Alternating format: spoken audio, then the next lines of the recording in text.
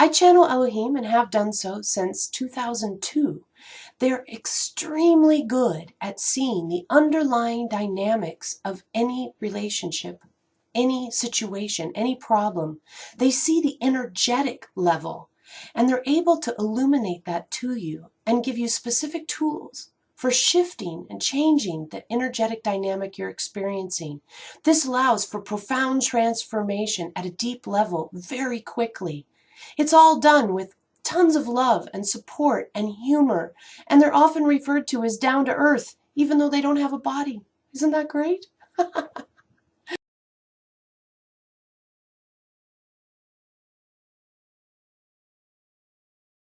We are working to make change at an incredibly deep level that can immediately propagate out into the rest of your life.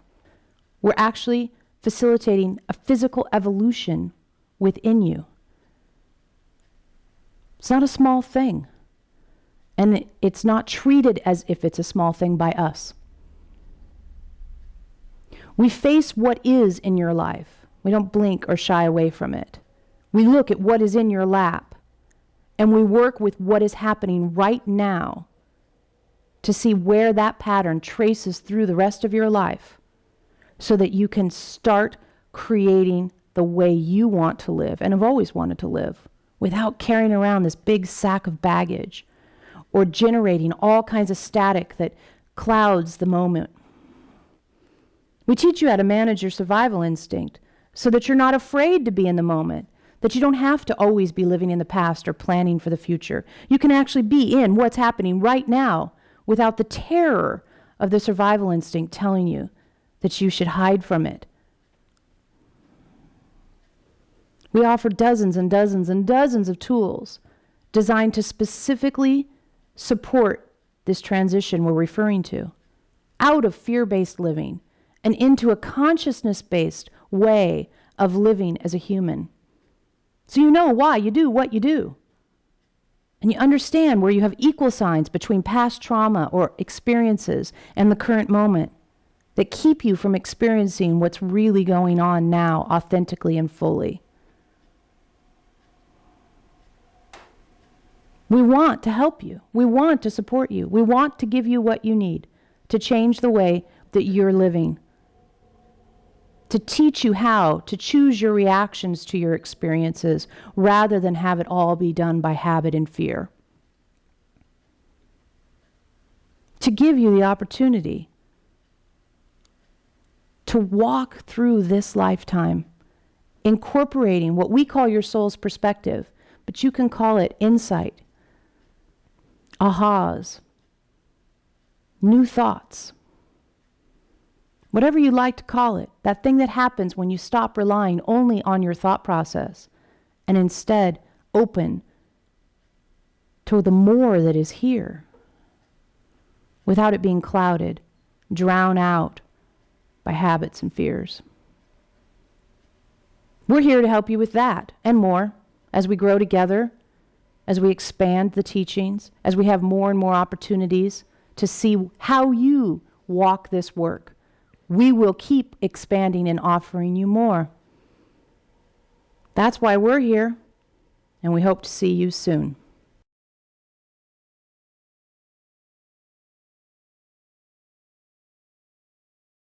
Step by step. Step by step is the only way anything ever gets done. Step by step. The temptation of the Homo sapiens, the human, is to think about an outcome and focus on the outcome. You want a new job. So you think new job, new job, new job, new job, right? We call this being in the 50th step or being on outcome. Is your focus so far ahead in the future to a make-believe time that you cannot actually know anything about it? You feel disempowered because you don't know anything about it. And as a result, you can't take action in the moment. You talk yourself out of any action because you don't know what action to take about a fantasy. Completely normal thing, but you do it all the time. We say focus on what is in your lap. Be on the first step. Be on the step that you're on. What step are you on? I want a new job. What step am I on? Thinking about what kinds of jobs I like. talking to friends about what kinds of jobs they might know are available, looking at the ads for jobs. All those things are reasonable first steps. But as you're doing that, you have to be in that step, on that step as you go. If the whole time you're imagining the job, what it'll be like, where it'll be, you're not able to actually interact with the fact of now. And unless you're interacting with the fact of now, you're not making real change where real change is possible. So the big question, ask yourself, what step am I on? Oh, I'm on the step that I haven't looked at the Craigslist ads today. I'm on the step of, I saw that ad in the window of a store as I was driving by. I need to go over there and see what the story is with that job. What step am I on? And then whatever the next step is. And be really, really careful that you're not skipping over a current step because you're uncomfortable in it. You know, maybe the idea of going and talking to someone about a job feels intimidating. So instead of actually doing that real step, you fantasize about how long of a commute would I be willing to do for a new job? Hang on a minute. The idea of the commute isn't the question that's in hand. The question that's in hand is, what should I wear as I walk across the street to talk to that guy about that job? That's the step that you're actually on, where it's actionable. And the temptation is going to be very strong to jump forward and think about other steps because it's more comfortable to do that, but it's suffering comfort. We call it familiar suffering. To be in a familiar suffering place around feeling disempowered because you cannot interact with a fantasy step. What step are you on? Be on that step, take action on that step, and resist the temptation to go into future fantasy steps. It works because step by step is the only way anything ever has gotten done. And it's the only way anything ever will get done.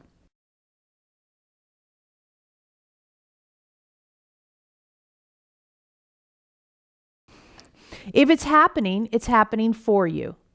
It's your creation. You can't be a victim and a creator at the same time. You're either one or the other. And in our book, you're a creator. Therefore, you can never be a victim. Okay, with that, we have the tool. This is my first choice. If it's happening, you created it. Whatever it is.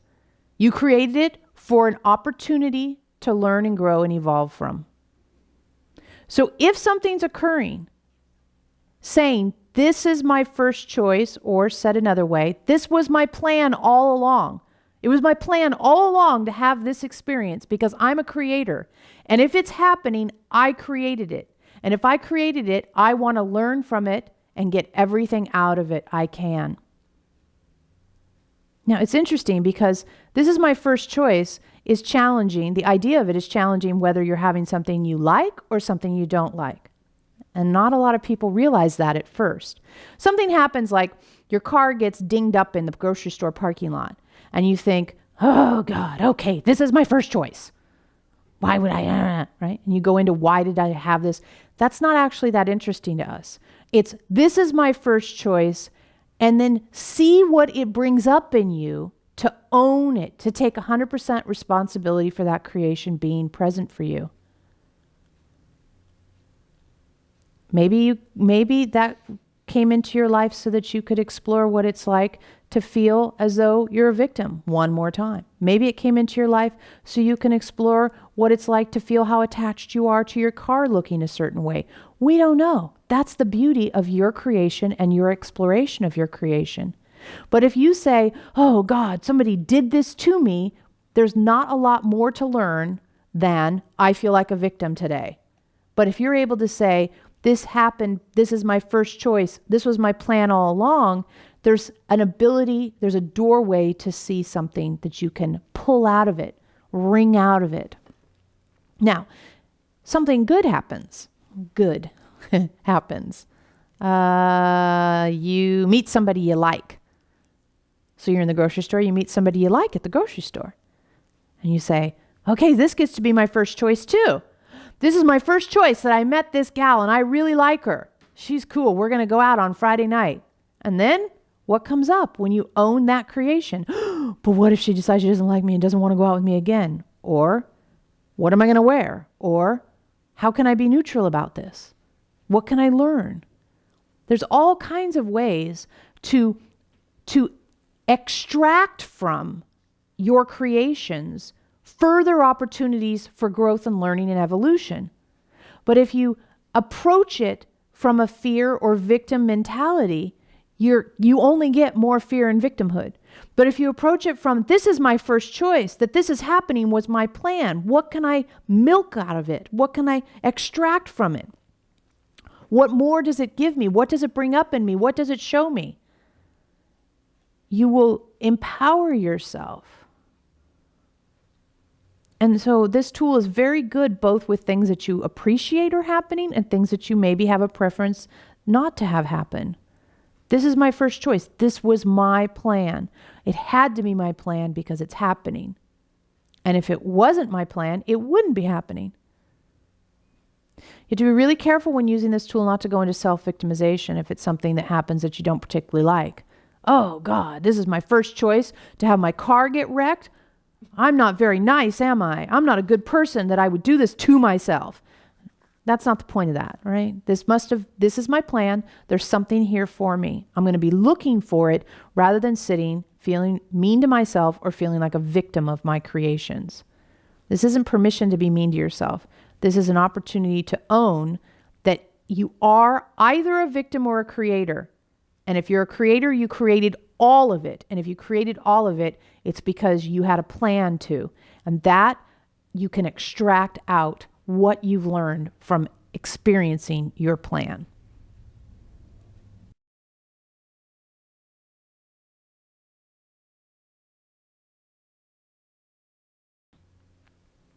What is true now is one of the first tools we ever came up with. And the purpose of what is true now is to bring you into the moment, to actually encounter, sometimes for the first time, what's really going on. The temptation of being a human is to live either in the past or the future as a way to let the survival instinct protect you from danger.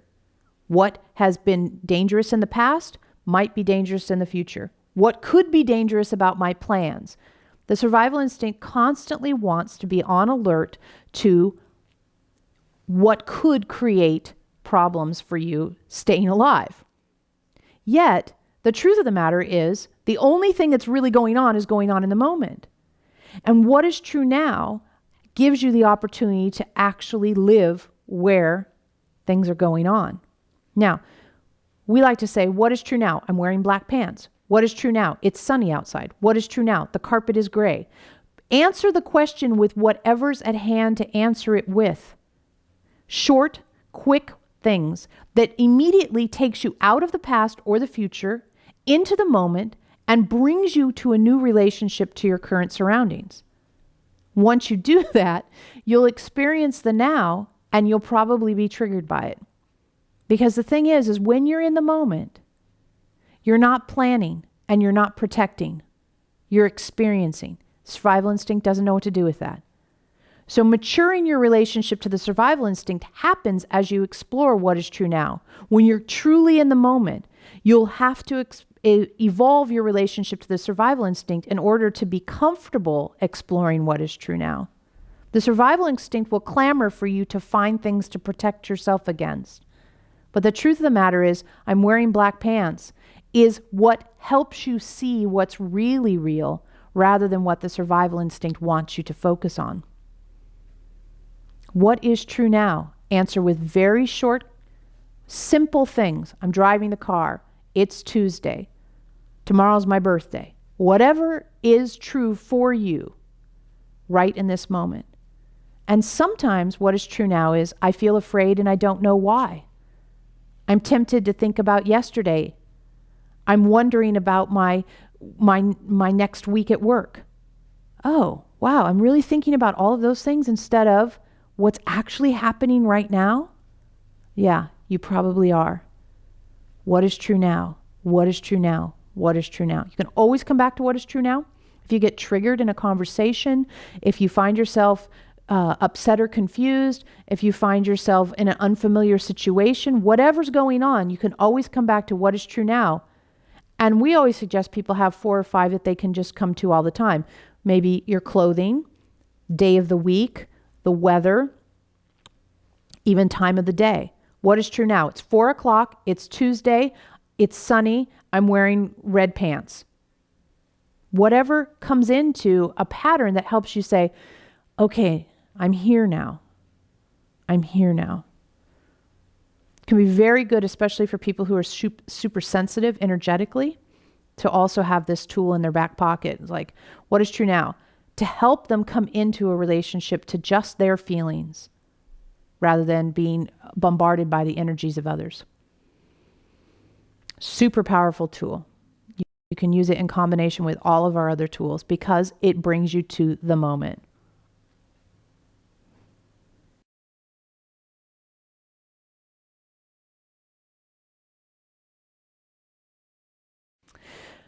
The I'm Tempted To tool is designed to create new neural pathways for you to use in your brain. Instead of always following habitual patterns, the I'm Tempted To tool gives you the opportunity to break those patterns. So whenever you find yourself going to have a reaction, instead of just having the reaction, put the words I'm tempted to in front of that reaction. So it's I'm upset because I didn't pick up bananas at the store. I'm tempted to be upset that I didn't pick up bananas at the store. It has to use a different part of your brain. And the great thing is the initial impulse is often going to be a deep habit, in that case being mean to yourself. And when you say I'm tempted to, you don't actually do it. It puts another layer between you and the actual experience of that neural pathway, of that habitual experience. It's perfect. You just stick 3 little words in there. I'm tempted to. I'm tempted to whatever reaction you're having. Tempted to yell at the kid. I'm tempted to be mad at my husband. I'm tempted to hate my job. Whatever's going on. And it allows you to just say, wait a minute. Just wait a minute.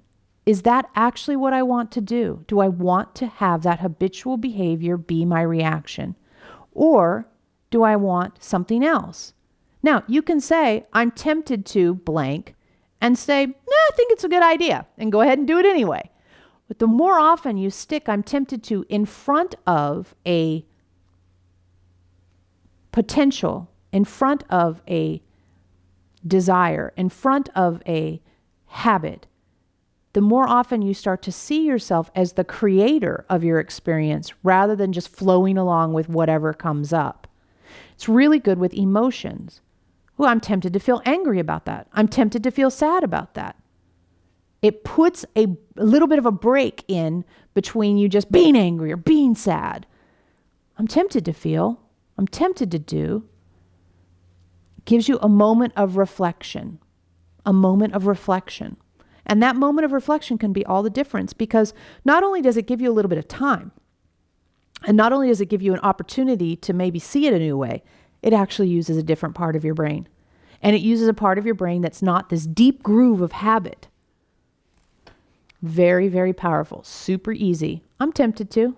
Just stick it in there and see how it changes things for you.